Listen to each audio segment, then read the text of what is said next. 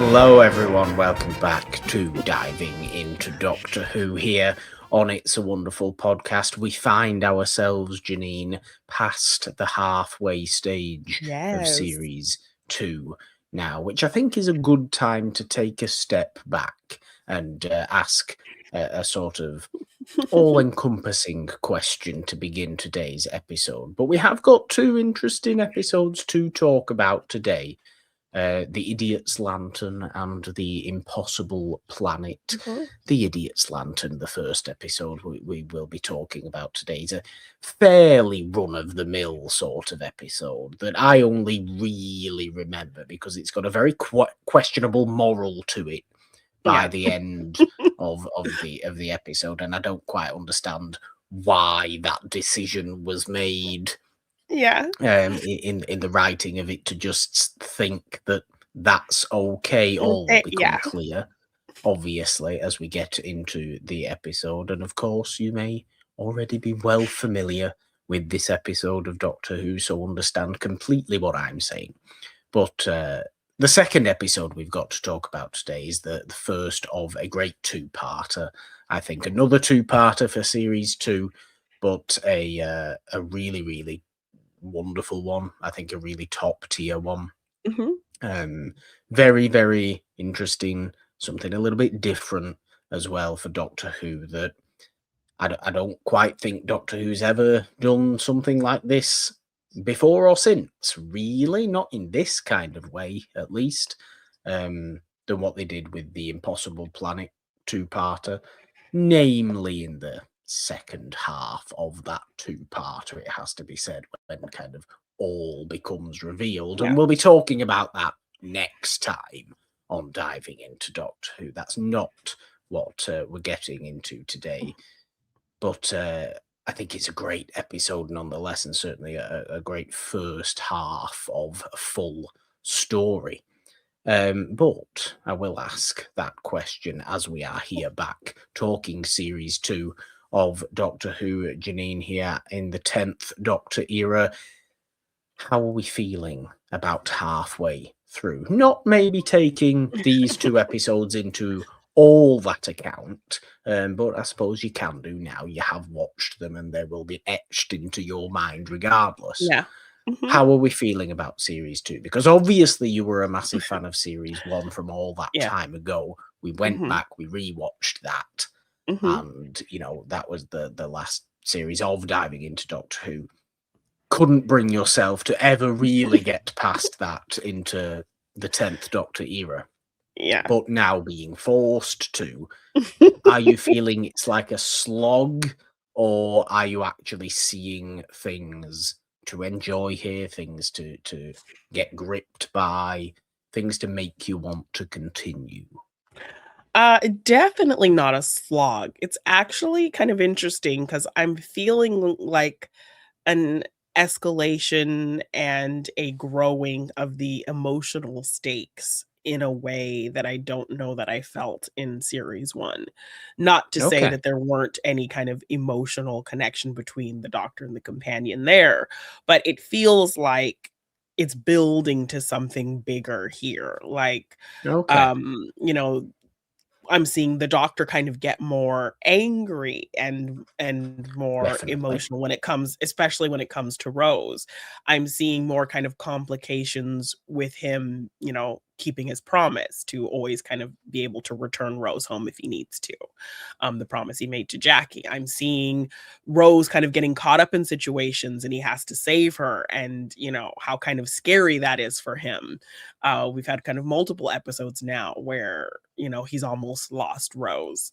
Yeah. So things like that kind of consistently happening is really building up not just their connection, but kind of the stakes of what this series could be leading to in my head. So I have no idea where Okay. it goes, but But you there's have this really something in kind your of, head, and that yes, there's a excites really me. kind of exciting feeling of like, where's this gonna go? Because it feels like the connection between them is becoming more intense, more strong, more palpable, more, um, you know, I can't lose this person, um, you know, and as kind of the production and the stories kind of intensify kind of what they're going through, and kind of the peppering ins of little things, kind of like they did with Bad Wolf, um, all of it feels like it's Yeah. building to something that's really going to be huge for these two characters. And I don't know that I really kind of felt that as strong in series one. So I I'm like really that. kind of here for the ride. Like, I think series 1 was really focused on monster of the week, and, peppering kind of a bigger picture thing, but this, I'm feeling it quite a bit more. So, it's really Okay. intriguing I me, if that I makes do sense, I like don't that. know. It does, and what series one does really well, I think, is make the overarching narrative very, very worthwhile. Mhm. It's constantly Bad Wolf is constantly thrown in there, and Yeah, it really feels very, very satisfying when it does come to a head in the big grand finale story, right? It yeah, does feel narratively satisfying in that way. Series two does do something a bit different with its narrative. It's not as interested in an ongoing, overarching story, episode to episode to yeah. episode, but it's the character story itself. It's not the world ending story. Mhm. There's no big monsters necessarily. Yeah. Um, although there is a little bit, and we'll get What? Yeah, there. But yeah. but there's even more bigger monsters to come. Let me just tell you that Yeah, first and okay. foremost. Um, but definitely, it's far more focused on the Doctor companion relationship, as Mhm. it were, than than even series one was, and it was obviously very key in series one. It's obviously Yeah. always going to be pretty key Yeah, yeah, in every season. But it series two really does take a focus. I'm glad you're seeing that. I'm glad you're getting it. I'm glad you're okay. liking it. I want to ask what you've got in your head for the finale, maybe, or where we end up this season, this series. And I think I will ask that in you can give me a vague answer to that. But what I do like in context of the two episodes we've got to talk about today is two things you mentioned there I think are perfectly displayed in these two episodes. Number one, the Doctor's arrogance. We're getting that an awful lot in Yeah, mhm, this first episode we're talking about, the mhm, Idiot's Lantern. And Rose being in peril and the sort of the danger stakes of it all, yeah, them feeling very much as one unit, one unbreakable team. yeah, And you get that an awful lot in the Impossible Planet, certainly because it's probably the most dire stakes we've felt in, even yeah, more so than the Cyberman two-parter, right? Which was parallel Earth. How did we get here? How are we going to get yeah, back? We don't know. That feels kind of somewhat easily dealt with in that Cyberman two-parter. yeah, Certainly more so than it is in this two-parter that we begin on today's episode. So I like that we've got key examples here, but we'll get into the Idiot's Lantern before or after you tell us vaguely what you think the end of series two might look like. Because we've only a few episodes, I think 3 episodes of diving into Doctor Who left yeah, before the end of series two, and one of those will just purely be focused on the finale as well. okay. Okay, well, yeah, I don't know that I've thought that far ahead, like, Yeah, specifically. okay, And I don't know that I quite, have an idea of when Rose departs and we get a new companion, because clearly, okay. it's like that's not a secret. You are aware that that happens, Yeah, at yes. some point, but So you don't I know, for example, how when. or why Yes, or when. or when even. Yes. So, I mean, kind of just the emotional stakes between these characters and it feeling like it's building. Is this going to be where Rose makes her exit at the end of all of this series? And, Okay. so that's So kind of what that's it in vague that's kind of terms, we think. yes, that's Okay. the one thing I'm kind of wondering more than anything else. Is this going to be Rose's kind of final Okay.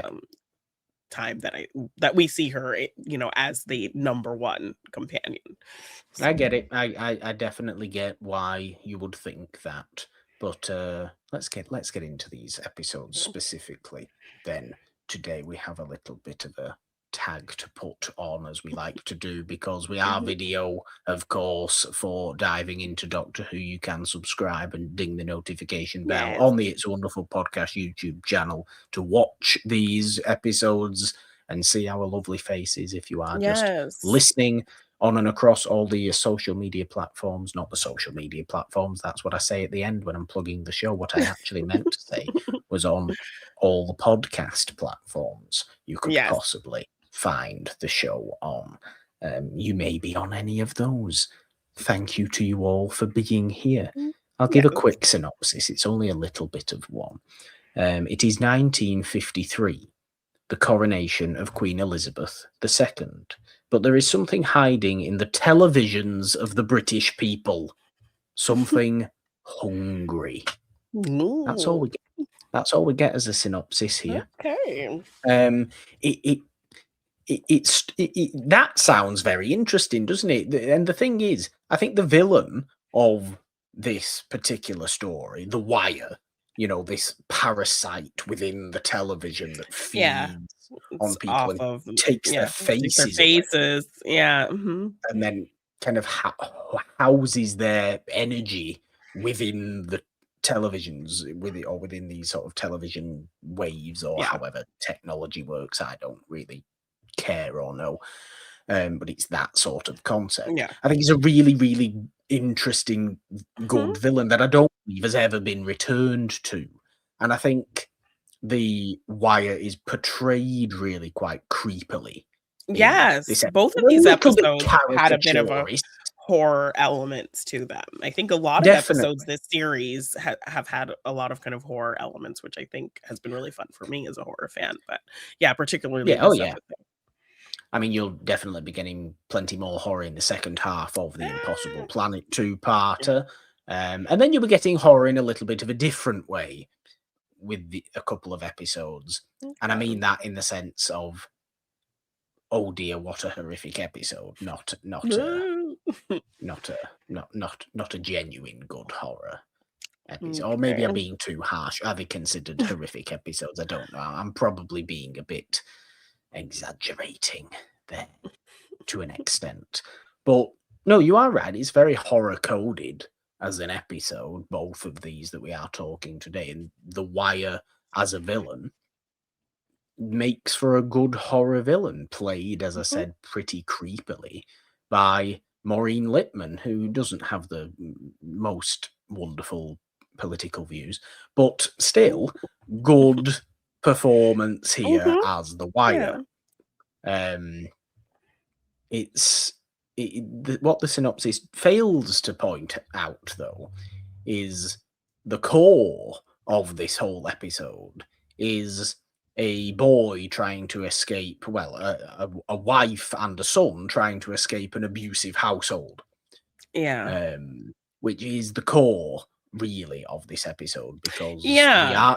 we are in the early 50s. Yes, it is the coronation of Queen Elizabeth, and everybody's getting TVs from this local random TV shop who's selling them on the Yeah. cheap because he's been infiltrated by Traded by the Wire. Yeah. Yeah. Mr. of the very Magpie. beginning, the cold Yeah. open, Mr. Magpie and his television sets. And when the Doctor and Rose kind of messing about on the street and what have you, and trying to figure out where they are and when they are, because for Yeah. some reason they seem to They think they're never in get it New right. York in the late 50s, Yeah. but they're obviously not. Shockingly, they're back in London, in the Yeah. early 50s Yeah, it's for, Rose in her poodle skirt and yes, for the yeah. coronation, completely missing the time of when they're supposed to go to again. Always. Yeah. Always. He's not a very good driver, really, the No. Doctor. He's a Or terrible driver navigator. of the Yeah. TARDIS. The TARDIS just has its own life. Well, the TARDIS is alive. It has its own ideas of where to Where it wants to dump go, them yeah. at any given opportunity, so and it just will do. Yeah. But the questions sort of come about when, in terms of the Wire, when Rose and the Doctor kind of realise that, hold on, when the coronation of Queen Elizabeth was taking place, like, not everybody had televisions in British Yeah. homes.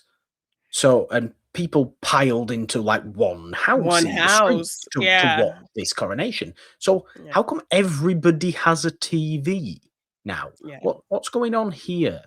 There's yeah, something a bit funny with the televisions, and yes, obviously, there's something a bit funny with the televisions. But as I said, the core is this really unpleasant abuse story that you've got with. yeah. But is it, I mean, is it unpleasant? The answer is yes. But is it also very, very caricaturist? It's not exactly a sort of brutally realistic depiction of this Yeah, it's sort not of super household, is it? grounded, This no, it's not grounded at all. This man is absurd in his level of yeah, I think pomposity and just yes, harshness and selfishness and violent behavior and shouting all the time. He's just yeah, and ridiculous. And it takes the demeaning Doctor and shouting at him back yeah, pretty humorously, I mhm, must yeah. say, to kind of shut him up for a little bit. It's a really obnoxious sort of character, Yeah, Eddie. and yes, and I think, how it ends with this character, you would have hoped that maybe they would have baked in a bit of redemption in there somewhere, but they don't really. So They when don't. it They don't. ends how it ends, I think that's kind of what you were do as kind of a frustration when we were discussing it before. But yeah, and I totally agree with you when we kind of get there. But yeah, it does feel a little bit over the top, I think, as a B story for a show that, has kind of bigger, more fantastical things at its core and focus. And for 45 minutes, I think that was kind of why they maybe made that choice to make it feel like this cartoonish depiction of something that really happens. Um, I mean, yeah, okay, to it's a universal show. It's a show for yeah. everyone, as we've said. You can't be Yeah. too harsh with it. Yeah. No, Yeah. I just think there's something within this guy's performance, and I don't know if it's because I believe he was on a soap opera in Britain. So I he's don't playing I into don't the know if it's because he's melodrama that sort of kind of actor actor. that he, Mhm. and obviously he's ridiculously sort of cockney as well, isn't he? Which, Yeah, yeah. no matter if you're a real cockney, a genuine cockney, I'm sorry, it might sound offensive. You're going to sound a bit like a cartoon to me. It's just like anybody with any strong accent from anywhere is going to sound Yeah, a like, bit I think that's cartoonish. kind And of it's not their fault, it's just their yeah, accent that he yeah, has. I think that's probably akin to maybe, like, a really deep, thick Southern accent here. It's gonna feel kinda Probably. But there you are know? people that obviously do speak like that Yeah, in like, real life. yeah, like you watch the Knives Out movies and you hear, that southern drawl Yes. that Daniel Craig is Yes. doing, but there are people who talk like that, but it sounds kinda cartoonish, or you listen to Gambit and the X-Men and his, like, Exactly, the uh, weird Creole thing. exactly, and there are people who talk like that, but it sounds kinda, "Okay, that sounds a little Yeah. not," like, put on. So, yeah, I get what you're saying.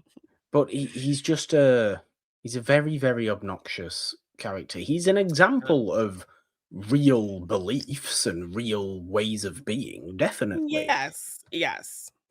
Because he's very, very overzealous about the coronation happening as well, putting the flags up everywhere, making sure we all have to support Queen and country and all this business. Yeah, yeah. Hilariously, absolute. I find it unbelievably hilarious though, when obviously the Doctor and Rose come in, and Eddie's going on this tirade about a woman's place is in the home and in the Yes. kitchen and all this sort of thing. And the Doctor, who is at this point pretending to be an envoy of Her Majesty, Yeah. and you know making sure that everybody is doing their patriotic duty by hosting the street parties and putting the flags up and The things flags like up, this, yeah. and Mhm. making sure everything's nice for the coronation day. Yeah. Um, the doctor very, very wonderfully sarcastically just retorts back to him. Oh, and I say, and what gender, might I ask, is the queen? Uh, Yeah. a woman, 'Cause obviously. he talks about his And wife, he's, would you, like, demanding his yeah, wife washes the dishes or something like that, and yes. so yeah. And, and would you say that Her Majesty belongs in the kitchen, Eddie? Yeah. And he cowers in the Yeah. corner and he doesn't Oh, want to yes, say he anything can't he womerish can't say and looks like anything an to that. idiot. And this is Yeah, this is exactly how we must treat these people.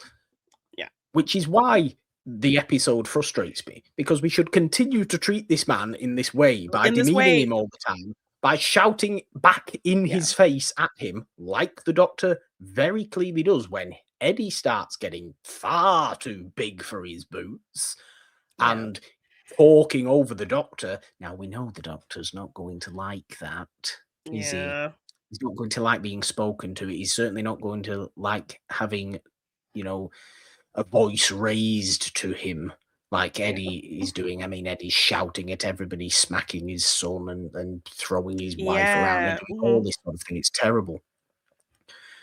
But at one point, again, hilariously, So good. Eddie starts saying, I am talking. And what does the Doctor retort back immediately with perfect comedic timing, Jeannine? I'm not listening. In equal volume Yes, and stands up, anger and looking aggression. down to him, aggressively shouting in his face. Yes, it's beautiful to see. But then, later in the episode, we see he's really learned nothing from this. He's He's only not learned cowering anything to from this it. person because of who he thinks the doctor is. And we still see him continue to demean his wife and talk down to her and tell her to be quiet, and same to his son as well. Yeah, and it's And not only the fact that we see him doing this, it's also how he's involved with the wire situation as well, yeah, given that he's the one basically kind of informing on people. he's the informant. Yes, because what's happening is, like, the wire is sucking off these people's faces to feed itself. So, all of these Yeah, people who have these TVs, they're, watching constantly, and the wire is feeding off of them. So, every so often, there'll be somebody who gets their face completely taken away, and the authorities want to find these people and remove them because they're kind of like, what is going on? There's something wrong with these faceless yeah. people. We have to round them up, kind of thing. So we Now they're learn, so we keeping see grandma we see a upstairs, scene. though, aren't they? Yes, and so that's where the Doctor and Rose kind of start to get involved. They're, like, having a good time riding around on his scooter, trying to figure out where they are and what's going on, when they pull up and see authorities dragging a man out of his home with, like, a Yeah, cover over his face, and a woman like, don't take him, that's my husband," and it's this whole kind of dramatic scene, and they're wondering what's going on. And the son tries to tell them, they're becoming monsters. We don't know what's going on, and they're rounding them up and taking them away. And he's trying to explain, and the father snaps at him and tells him to come inside, only to learn later that the father is the one who, when he finds out people have lost their faces, he's turning them in yeah. and reporting them, which happens to Because their it's grandmother. disgusting. It can't be. This can't Yes, be happening. exactly, and this happens to, the boy's grandmother, I think the presumably mother's this mother. the mother's mother, so this presumably this man's mother-in-law. She loses her face, and they kind of lock her up in her room, and she keeps pounding, like, on the Yeah, floor above them, because she's hungry, but she can't eat because she doesn't have a face, and, like, this woman's worried about her mother, this boy's worried about his grandmother, but he's very cold about it. Like, stop talking about her. Just act like she's not there. Like, just ignore her. And very I cold do in that question what he aspect. wants to happen. Does he Yeah. want his mother-in-law to just slowly starve to death in the upstairs And bedroom? he Like, is he this could what he care wants? less. Yeah, he seems like he could literally care less. And when Rose and the doctor get involved, they see her and, he's still trying to tell them, like, don't worry about it, leave her alone. And then the authorities come and take grandma away. Yeah, it's And like, that's definitely when worry about it. yes, right? And that's when we learn that he has been informing on people, including his wife's mother, to get taken Yes. away and rounded up.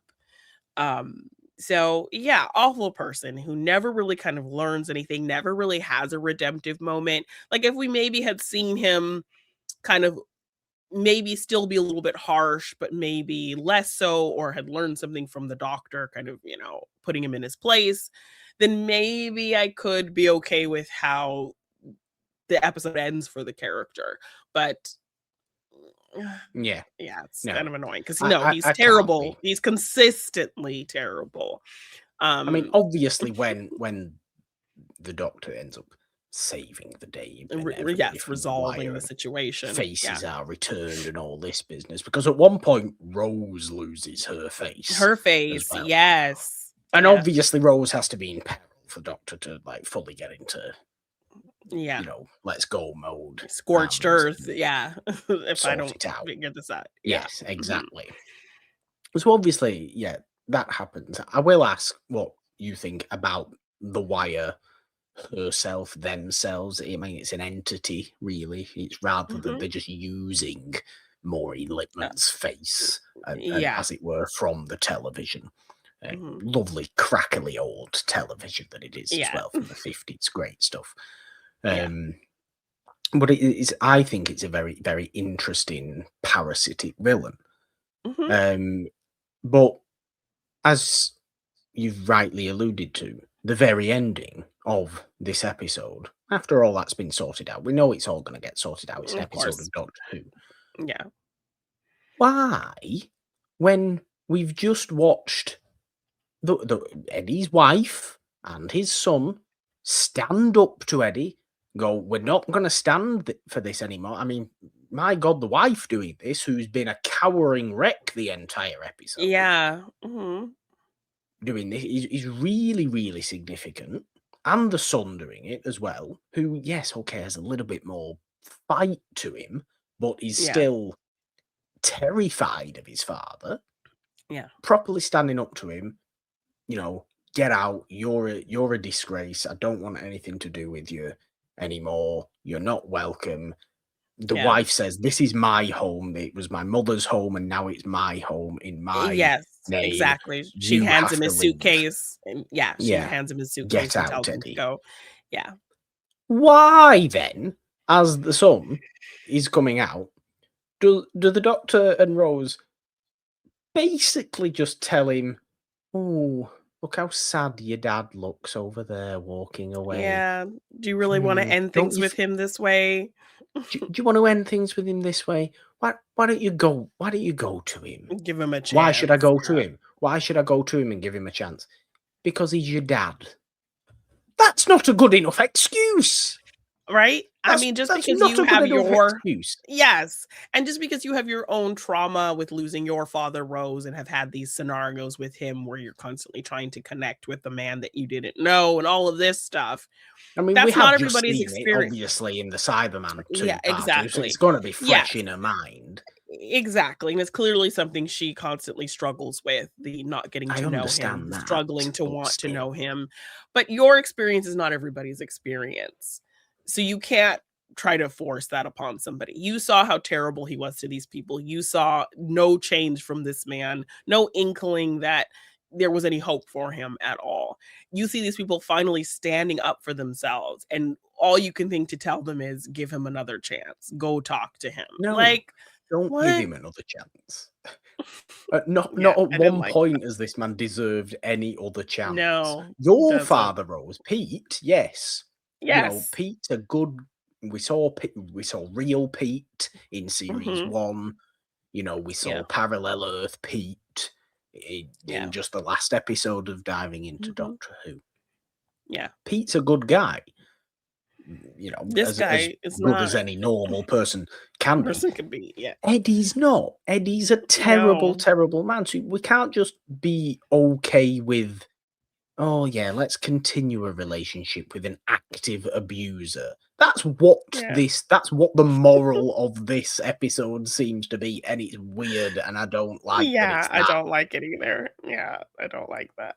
I don't care who it is. I don't care if it's your dad, if it's your mother, if it's your husband, if it's your wife, if it's the closest possible person to you Yeah. who there's ever been. If that person is abusive towards you, be rid. No. As Yeah. best as you can, be rid. Yeah. Because no going back, no second chance. Just go. Go. Yeah. Yeah, I don't like that. So I no, I don't like that either. The episode is saved by the fact that The Wire is a really interesting concept to Yeah, explore. and I like that kind of juxtaposition of something kind of wholesome seeming, having this dark element to it.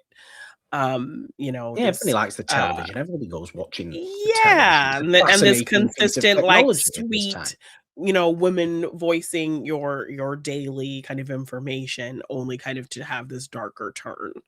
I Although, think what do you make of the craft slightly exaggerated "I'm hungry" kind of vocals that I she's mean, giving? it feels "Hungry, very hungry, feed me." it It's like, feels "Oh, just very calm down." yeah, it feels very Doctor Who-ish though. I mean, It does feel a little bit our Doctor Who. villains But that one has to always be a kind of bit have thick. yes, our villains always tend to have a kind of moaning, whining catchphrase that they just kind of spurt out Not every all time. of So them, I know, but quite a few of just them. just the main ones, not all of them. But I've Who come else does? accustomed. Who else I other mean, than the Daleks, obviously? I mean, did What's the the Cybermen Cybermen say have a thing delete they a say? lot? They say delete Yes. a lot, I suppose, don't they? Yes. Nobody else And has a even in the next catchphrase. episode, like our possessed Well, the creatures, Ood. yes, the Ood have a repeating thing that they say in their possession. So, I mean, What's the it just possession doing feels, that? That's not the but Ood it's themselves still, being the Ood. but it's still. I don't know. Do those Okay. crazy bat people have a thing they say? No, no. With Rupert from Ted Lasso holding Yes. them, leading them. Yeah. No, I don't think they had. Mind you, K9 does have a thing he says, doesn't he? K9, the Yes. tin dog, as Mickey called him, Yes. um, does say affirmative a lot. Everybody has a catchphrase. You need to have a catchphrase. That's how you get children interested Exactly. in your show. Yes, something easy like that. So it felt very much like like that. It The also felt a problem little is, bit any like, children watching this episode and saying, "Oh, I'm a bit scared by The Wire," but it has a catchphrase, so it's an understandable sort of scariness, are then being told to give their abusive parents a second chance. We second shouldn't be telling chance, that to children. right? It's not okay. No, I'm not definitely not. okay with it. It's abhorrent in many Yeah. ways. Yes, it's very frustrating ending to the episode. They think it's like a nice little button, and it's like, no, it's Yeah. annoying. I don't like it. Like, if it Um, didn't have that in, it would be fine. It would yeah, it would be be a just a solid solid episode. episode. Yes. But yeah, I mean, it's giving a little bit of Audrey to Little Shop of Horrors, but A little bit. that is also something that is like wholesome crossed with kind of a dark, kind of sinister aspect, I guess, and an alien being, begging to be fed. Yeah. So yeah, it's giving Also, a I little like shock. Audrey 2, and Audrey 2's She fun, and Audrey 2's she doesn't have sassy. a booming voice like that, so I guess it's not as No, fun. and Audrey 2, as sweet and nice and little as Audrey 2 is, does turn into Levi Stubbs at one point, so, you Yeah. know, and starts singing about how he's mean and green and Yes. wonderful, But I and mean, that shouldn't be shift. called Audrey. Yes, but that kind of Unless you're creepy obviously shift was watching the Roger Corman one from the early '60s and oh, there's no yeah. singing. Yeah. But I mean, that creepy turn, I think it's effective, particularly in the scene with Rose, when Rose is kind of confronting Magpie, and Yes. Then the In TV the starts TV show. talking to her and responding to her, and she's like, "Wait, what's going on?" And then it immediately, feed me, and starts eating her Yeah. face. So in terms of kind of adding that horror element, and having the shift of it being just kind of a TV to then actually emoting and talking to you, Yeah. I think adds a fun kind of scare factor to it. So It I does. think Because I think it there's works in the something. context of Doctor Who. It does. No, the Wire as a villain definitely does. Yeah. There's obviously something, there's a message there about don't look at screens too much because Yeah. your face will disappear and you won't have Yeah, a like, I think face they have the left. grandma even saying that, like, at the opening scene, Yeah. Don't be that, watching that television you too melt much. too much, You'll it'll melt mess your your face. brain, rot your It'll brains, melt yeah. rot your brain. We always got told, I don't know if this was an American thing or wherever else in the world as well, but we were always told don't sit too close to the television Yeah, or your eyes will your turn eyes will square turn. because of the pixels. Oh Because my the gosh, pixels are yes. square. We didn't get specifically the squares, but, like, you'll damage your eyes, you'll go blind or whatever, like, if you're sitting too close. Specifically, your Yeah. eyes will turn square. You won't be Yes, and I blind. You'll just remember look like SpongeBob. yes, and I Well, remember as a SpongeBob doesn't have kid square eyes. Something that has square Where eyes. I yes. But I mean, I even remember as a kid, like, sitting really close to the television, Oh imagining yeah. doing that now, and I'm just like, No. "No." Don't get me far away from a television or a Exactly, like, screen. I was sitting close and leaning in, like, I could It's like never going do on the that now. front row at the cinema. It's terrifying. Yeah, yeah, Looking up and breaking your neck. Although yeah, you're not going to break your neck on the that television, I suppose. Willem Dafoe meme. Exactly. Yes, looking like that. You don't want to be that. Yeah, You don't want to be that at um, all. yes, Just in front of but halfway up the cinema. That's where I like to be. right, Just in yeah, I front of think halfway. okay, I like to Yeah, be not really back. I do prefer to be further forward than further back, admittedly. But I'm just oh, like okay. maybe row.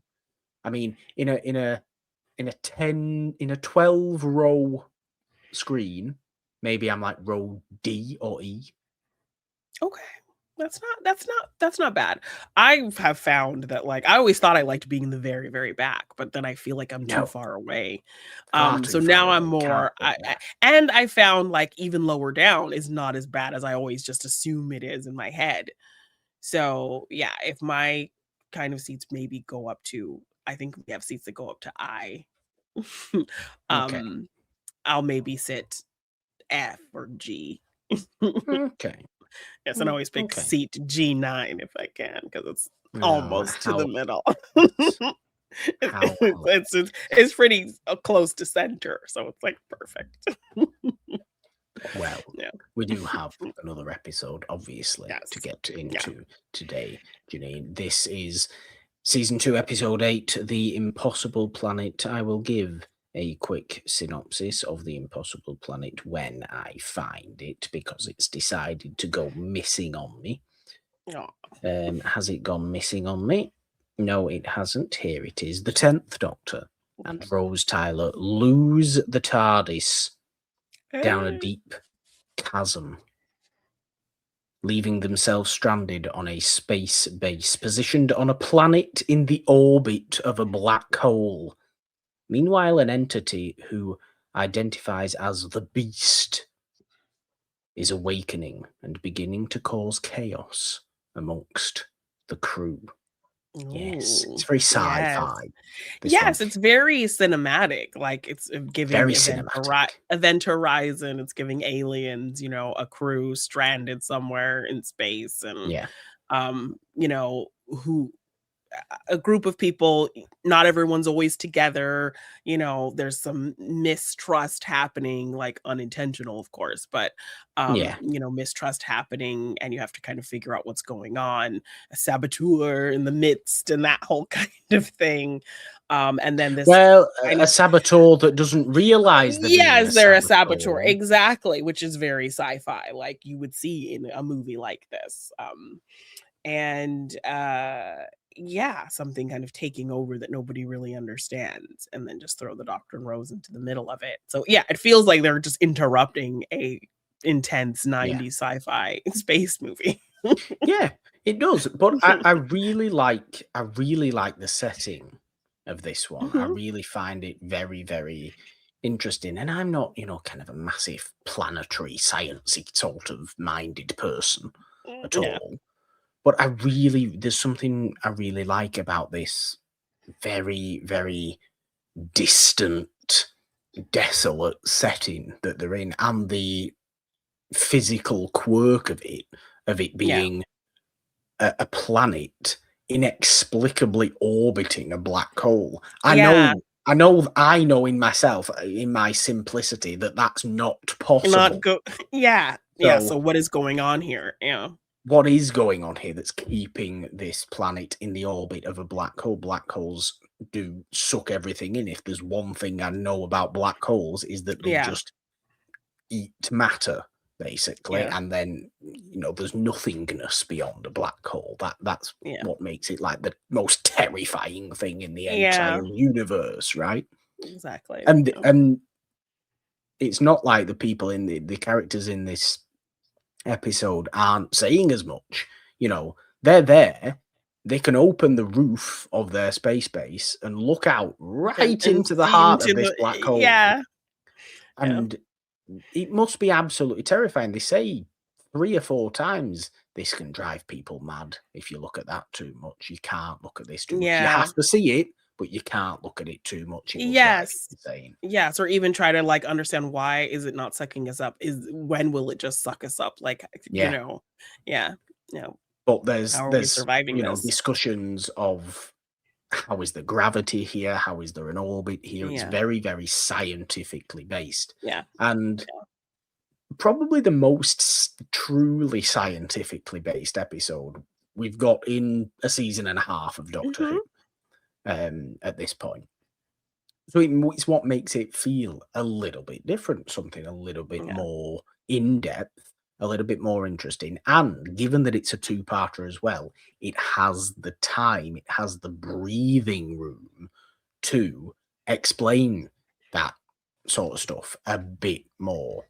Don't get me wrong, there's some great one-off episodes of Doctor Who, but the two-parters are so strong, yeah, generally speaking, in this era, because they take concepts that can feel very quick in mhm, the one episode, the 145-minute episode of television, and just allow them the time to breathe. Because ultimately, this story ends up being 90 minutes, 80 minutes. That's a movie. yeah, That's a mhm, movie's length. So yeah, it really, really benefits from the added time, I think, yeah, because we do not get the we don't get close to the climax. We get a cliffhanger at the end of the Impossible yeah, Planet to a degree, of course we do, but yeah, we get stakes just building and building and building.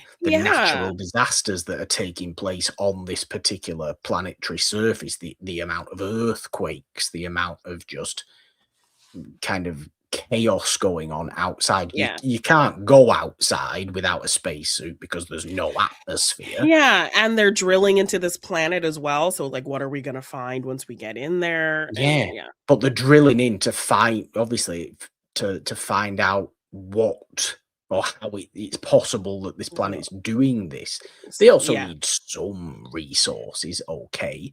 So yeah, there is a mining element to what's going on, mhm, and we see in this episode them reach the goal of their mining kind of yeah, job that they're doing. mhm, By the end of the episode, they find something that looks akin to a lost civilization down in the middle yeah, of the mhm, planet, and it's absolutely fascinating until creepy booming voices start laughing and going, yeah, "I'm free," and what has been awoken here? Well, the beast yes, has been awoken, Janine. yeah. But what is the beast?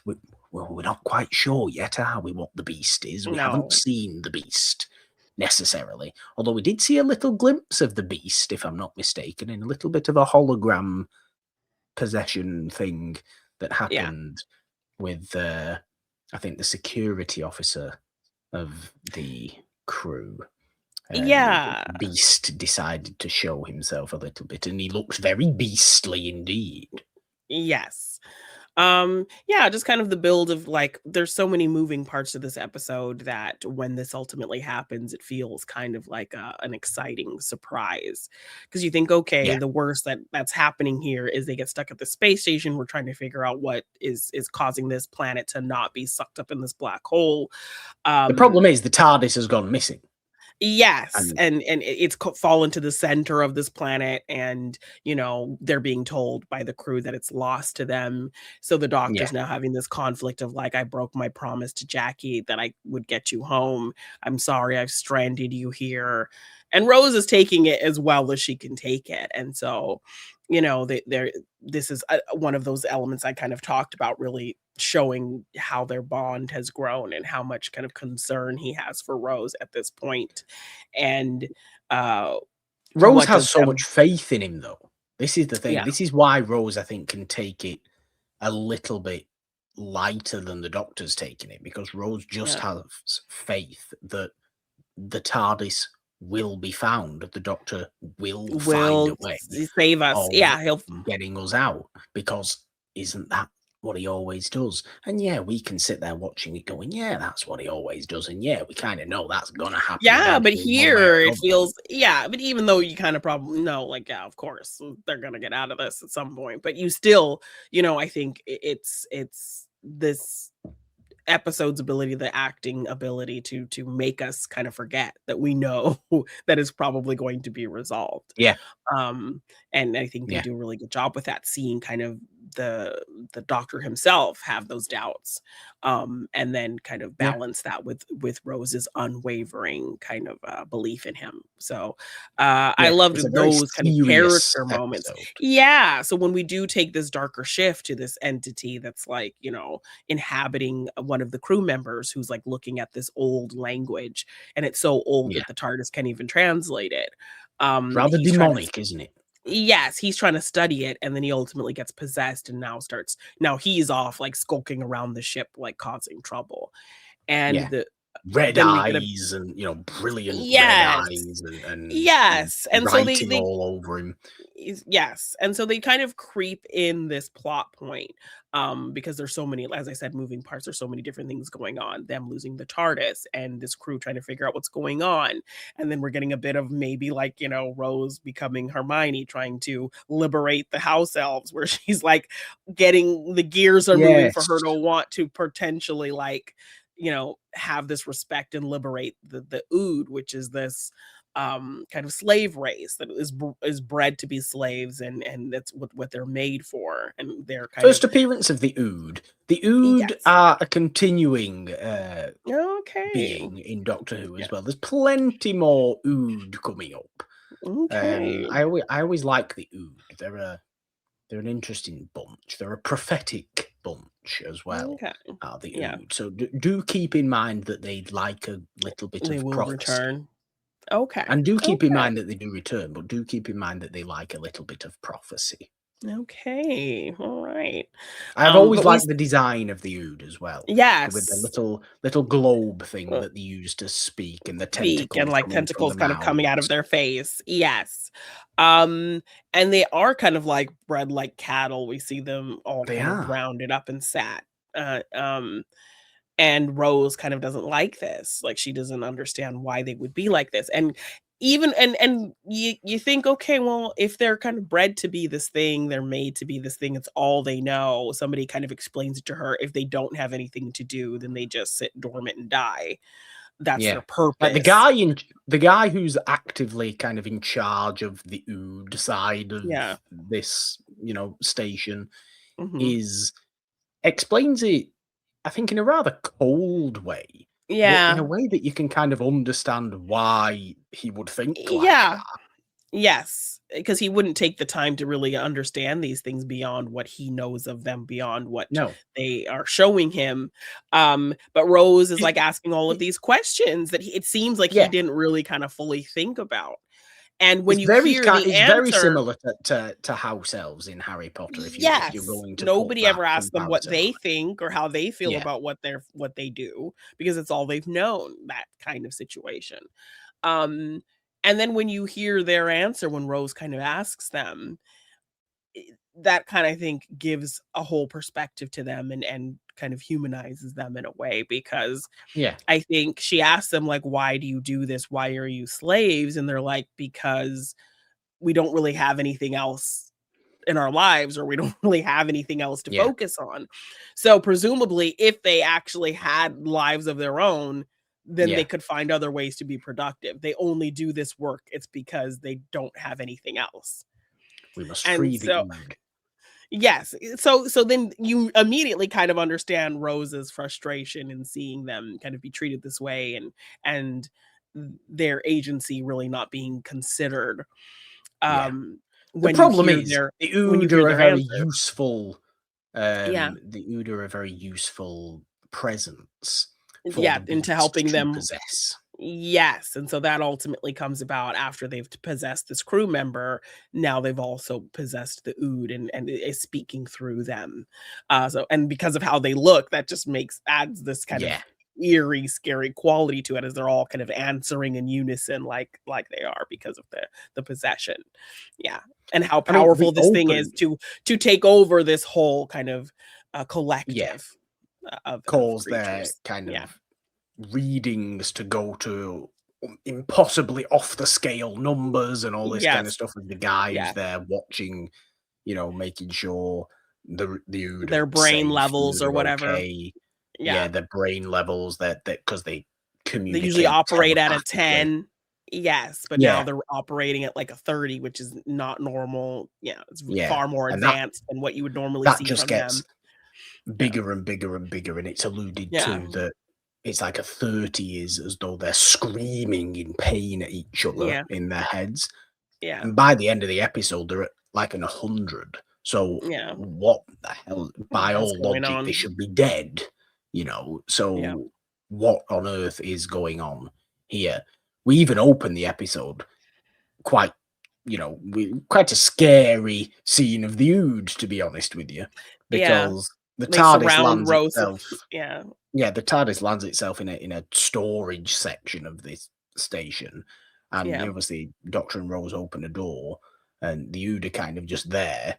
They look quite creepy, and Yeah.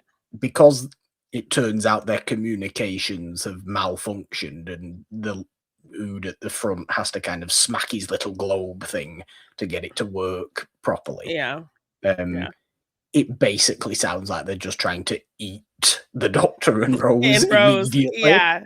Yes. Yeah. What it So actually wants to do is feed them because yeah. he's like the chef Ood. So Yeah. Yeah. He's like so the it's cafeteria very nice. worker. Yeah, but even, like, just little how it starts is, like, one of them is making a tray of food for Rose, and then, like, they malfunction and say something very strange, and then she's like, Yes. "What did you say?" And they're like, He has risen and he will come and devour us all, "Mhm, or something like that. yes," and she's Like, like, "What what did you the say?" hell? And he's like, "I said, 'Enjoy your meal,'" and she's like, "Wait, what?" Yeah, so creepy things kinda I like the build of things Great going build. wrong here, and that there's a multitude of things going on to focus on, and then it all kind of drives back to this thing that was, like, gently kind of peppered in, and that's what kind of leads to the first part of this episode ending, Yeah. but that we were kind of a little bit distracted with other kind of interesting things happening only to kind of come back to that, and now we're like, "Oh my gosh, where did this come from and where is it gonna go?" So I Yeah. liked kind of how this episode was structured for sure. I like the crew as well of this station. They're Mhm. all given, distinct characters. They're all given Yeah, distinct things to do. They all very feel much well like a sci-fi movie. rounded. Yeah. Very Yeah. much like a proper, a 90s sci-fi movie, if you wanted to take it to that, or something like Aliens. Yes, Yeah. definitely. This could be Yeah. likened to.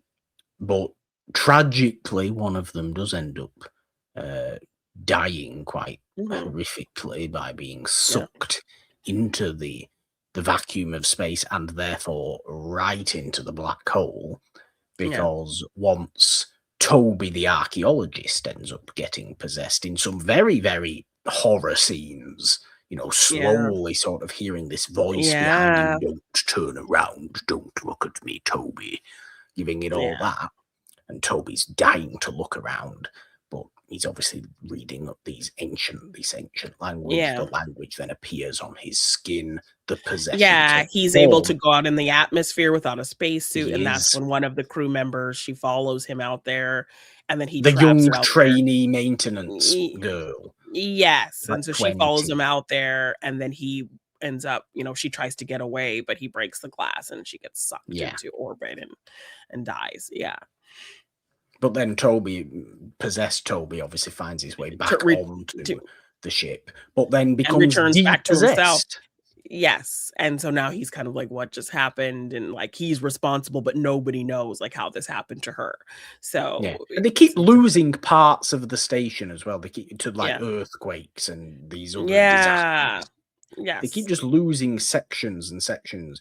You can imagine it just getting smaller and smaller, tighter and tighter, more and more Mm, confined, more and more yeah. tense. It's just all building. Every little facet of this episode is building Yeah. to a tenser and tenser environment for the captain to have to deal with, because even the captain wasn't the The original original captain. He was captain, yeah, he took forced to over. do this after Mhm. the captain had died, you Yeah. know.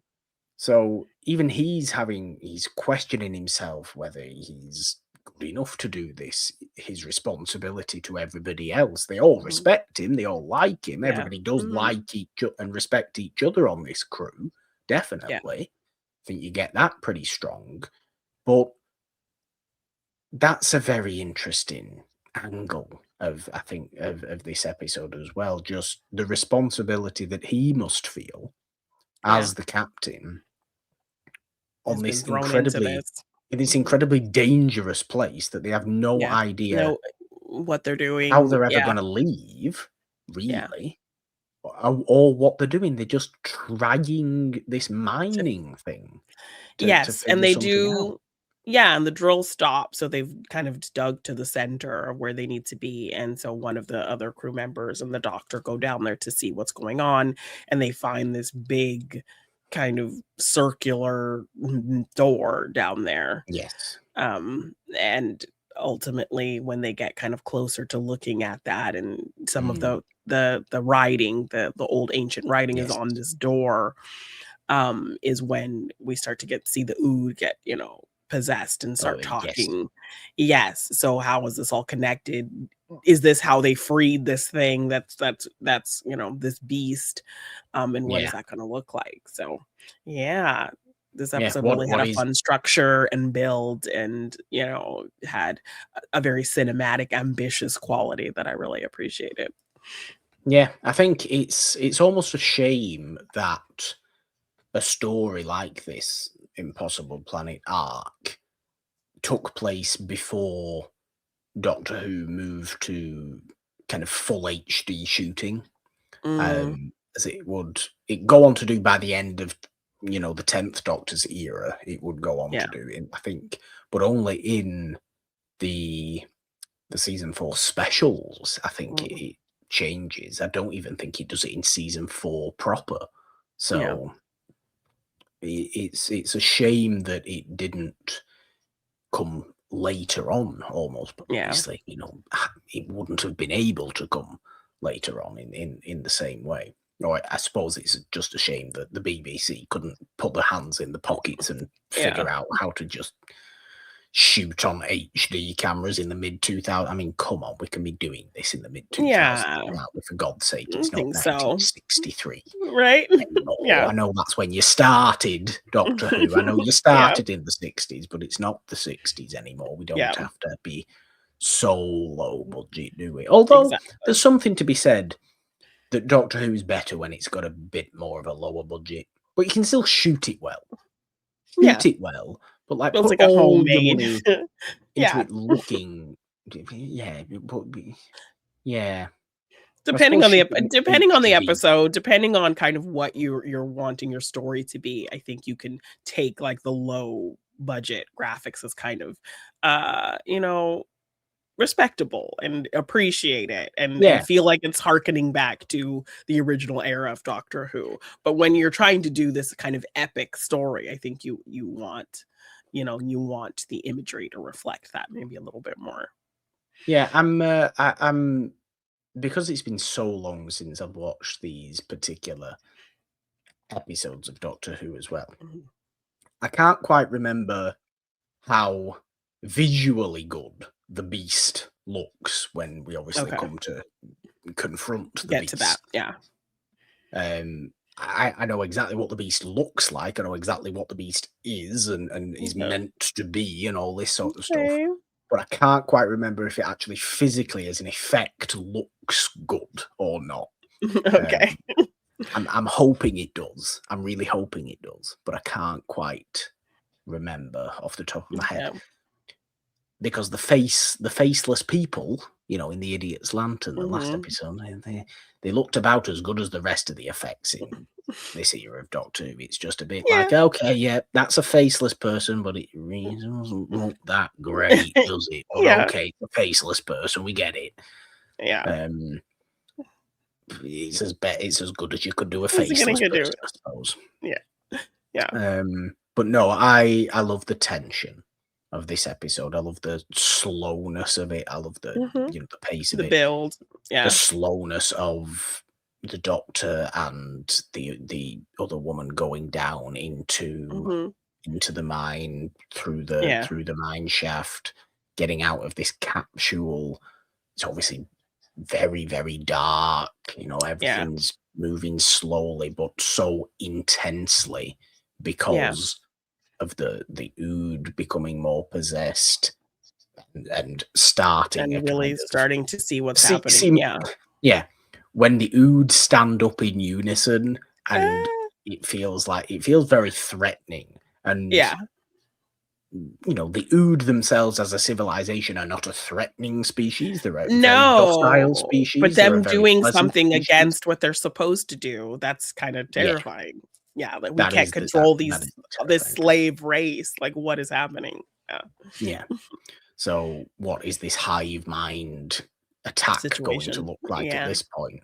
And we're Yeah. left with all these going in to the second part that I don't even want to say the name of because it kind of gives away what the Okay. beast Yeah, is. I haven't looked ahead, so I Although don't know. it will. The weird thing is, it will show up on the title card at the beginning of the episode. So I don't Yeah. know.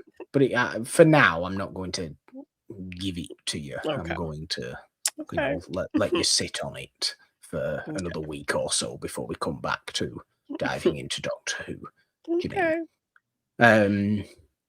Um, but no, I really like the Impossible Planet. I'm glad you found things to Mhm. enjoy within it, and it does feel like I like it. I like the ambition of it, as you said. I like the ambition of it, and I like that. I like when Doctor Who. I like when Doctor Who can be silly, but I also like when it can be genuinely serious Yeah. sci-fi sometimes. Mhm. Yeah. And this feels like genuinely serious sci-fi Oh, with yeah. morals, with philosophies.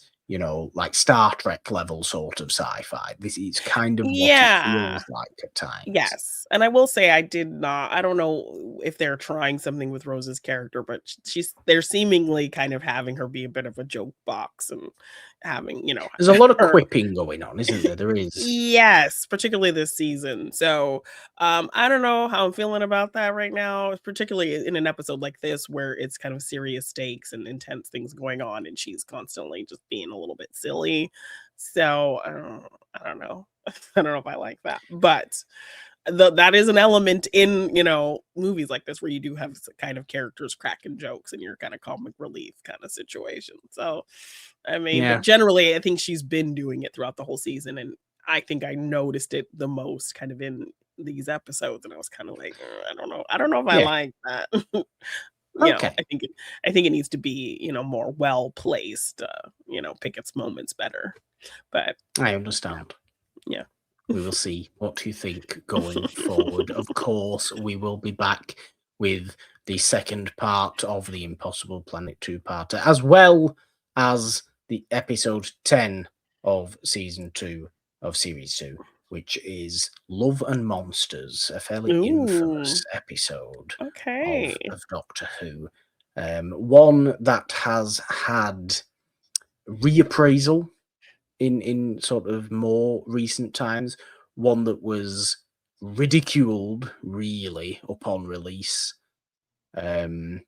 maybe for justifiable reasons, maybe for not Oh. justifiable reasons. It's an Okay. incredibly unique episode of Doctor Who as well. It's the first Doctor Light episode, so the Doctor barely appears. The Oh. Doctor and Rose barely appears. It is centered around a completely different character, Interesting. Okay. within this world, a Mhm. completely different set of people. Tonally, it's just a bit off, though, Oh. and Okay. I don't mean that like in a it's creepy or in any way. It's Yeah. just a bit too weird tonally, I Yeah. think. It's been some time since I've seen it. It's been really, really a long time since I've seen it. Mhm. Maybe the reappraisal that I see here and there every so often, giving it its plaudits as a bold swing, as a unique move, and Yeah. these kind of things can be, Yeah, taking a chance, maybe it's something justified. different. Yeah. Maybe that is justified. All I do remember is Peter Kay plays a rather silly monster in it, and Okay. the monster in Love and Monsters, Jeannine, is unabashedly silly. I mean, you can't get away from the fact, no matter what you think about this, no matter what you're going to think about this episode conceptually, no matter if you're going to give it credit for it being a bold swing and a unique change, you Yeah. will not like this monster. You will think it's silly. You will think it's Okay. stupid. You will think it's nonsense. Okay. In physical appearance, in execution, Oh in god. being, in everything, in Ooh. tone of it, in everything. It's just, Ugh. I'm looking forward to watching it for that reason, and I think that's why some people do quite like to watch this episode, because you can just watch it and go, "How on earth did Did this they do get that? made Yeah. like this? How Okay. on earth did they do this?" Like, this is something out of a 6-year-old's brain, Oh god. and it's wild. But we'll get there, and it's weird Okay. that it'll come directly after, obviously, the second part of the Impossible Planet, Yeah. which is very seriously taken and a Yeah. unique thing in a completely different way, in my Yeah. opinion. But there we go. That is what's coming next on Diving into Doctor Okay. Who.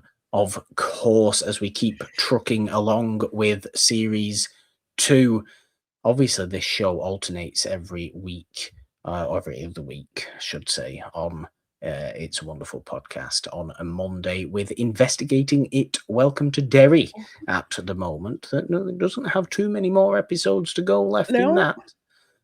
It's only a short 8-episode season, so I think we've got Yes. just 2 more episodes Mhm. to come in Investigating It. Welcome to Derry, before we come back with Mm. Dawson's Creek, Yeah. which Mhm. will be very, very exciting to do. Very poignant to do these days, though, isn't it? Coming back to Yeah. Dawson's Creek, I suppose it'd be Mhm. sad, but Yeah. uh, we'll be happy to be back with it. I Mhm. think I've missed Yeah. it, admittedly. Yeah. I've missed Dawson's Creek. Yeah, gonna get to the college years. Exciting. Oh God, yes, of course, the spin-off, as it were. The Dawson's Creek that really probably should have finished after 4 seasons, but didn't, Well, and we'll see decided what to you go think into when you see college. what We they've will, done. Yeah. we will, we will. Um, that's all things to come. We're giving a bit of insider information there, Yeah. I suppose, at the end of this episode. But this is what we do here on a Monday. Of course, we have Morgan Hasn't Seen every Wednesday, as well as the main show, It's a Wonderful Podcast, every Friday, celebrating old movies like we love to do the most here on It's a Wonderful Podcast. Do subscribe and ding your notification bell on the It's a Wonderful Podcast YouTube channel if you are watching today's episode. Of course, if you are listening on and across all the podcast platforms, yes, I did it right this time, not like I did at the beginning when I messed it up. You can subscribe wherever you are listening as well. Leave your comments on Spotify, like and share and rate and review wherever you are listening on any given platform. And if you want to support us on Patreon or donate in any way, you can find links to do that in the description of today's episode. Or, of course, you can find us on and across all the social medias on the app, formerly known as Twitter, and on Blue Sky at It's a Wonderful One. Find me on the app, formerly known as Twitter, at the Purple Dawn, with the 3 instead of the E in there, because, Jeannine. 3 is the magic number. On Instagram, TikTok, and Blue Sky at the Purple Dawn. All your ood things are where. You can find me at Jeannine Devine _ on Twitter, Jeannine Devine on Instagram, TikTok, and Blue Sky. And if you want to get any merch for any of our shows, just check the description for the link or search G9 Design on tpublic.com. I do like the ood. Speaking about the ood, almost made me forget about Eddie and his terrible behaviour. But now I've just been reminded of that, and now I'm upset again. Jeannine, I don't know whether to ask you to do an impression of the Beast to see us out today in his nice little booming "I have awoken" voice that he has, or to do an impression of Eddie and it just be, a bit stupidly hilarious. But we don't like him, so I think we don't like him at all. Beast is a bit more. Although, do we like the Beast? Well, I don't know yet. Find out what the Beast is, Jeannine, what they actually want. I don't know if that's. I don't know if that's going to be something you like either. But probably not something people generally like. To be fair, probably not. There you go.